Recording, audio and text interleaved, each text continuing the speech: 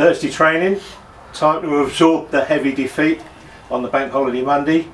Manager Craig Edwards joins us to reflect on Monday's match and update us on this weekend. Craig, Braintree, it was all over in 15 minutes. Unlike other matches, we seem to lack a competitive edge and any fire in our belly. Was that down to the players or the selection?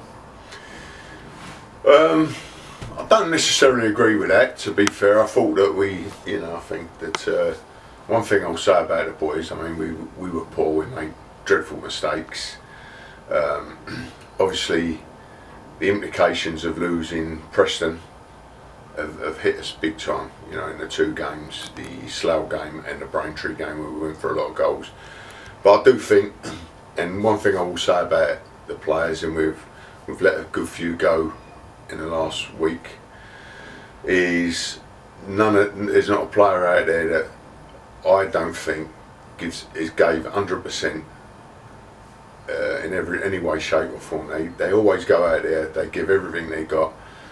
At the moment it's not good enough, but their effort, even 5-0 down, they were going at Braintree and giving everything they got right up to the final whistle. We actually had probably more clear-cut chances than they did. There was a little window in that second half where there were opportunities available. Exactly. We had several one-on-ones. I think George made one save in the game, which was sort of, if you like, bread and butter down his throat. But they've scored 5 goals, which was unreal. But like you say, it was over in the first 15 minutes. Sometimes you get that in football, but ultimately we're not where we want to be, and that's in the levels of ability. How do we fix things, Craig, before it becomes a habit? Well, it's very similar to when we got promoted from Div 1 to the Prem. We went with basically the same squad that we had the previous year, thinking that because we smashed everyone at the end of the season that they would be good enough. I don't think anyone would begrudge giving everyone an opportunity this year on the back of an incredibly successful season last year.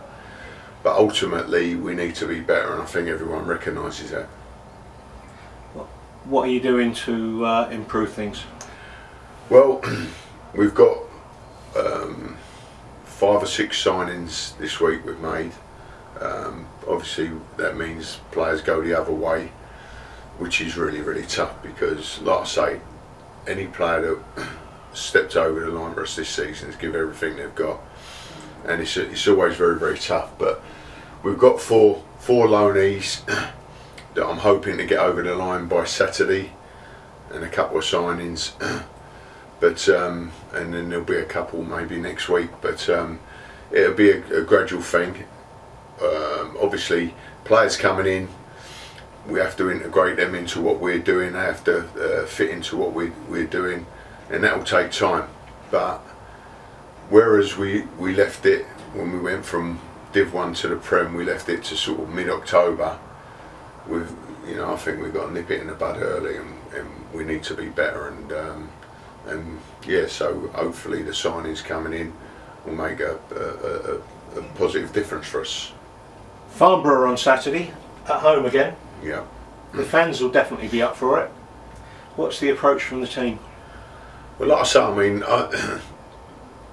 I've been in it 25 years managing. I've never seen a support base like we've got. I've never seen, I can't remember ever losing a game 5-0 at home, but even if we've been 3-0 down at a club or something, you get the stick, you get the barracking. Our supporters were incredible. I've never seen anything like it, and I'll be honest with you, walking off the pitch, I felt quite emotional about it. I felt totally embarrassed, totally emotional. Went into the dressing room, we had a few untruths with the players, had a good chat with Kurt and Hugo, and we sat there and it was doom and gloom, and I said that we've got to come now, we've got to go and face the music in a bar. Expecting a bit of a gloomy atmosphere, everything else. I walked in the bar, the chairman's given me a big hug, bought me a drink. The owner gave me a big hug, like his dad Lee, and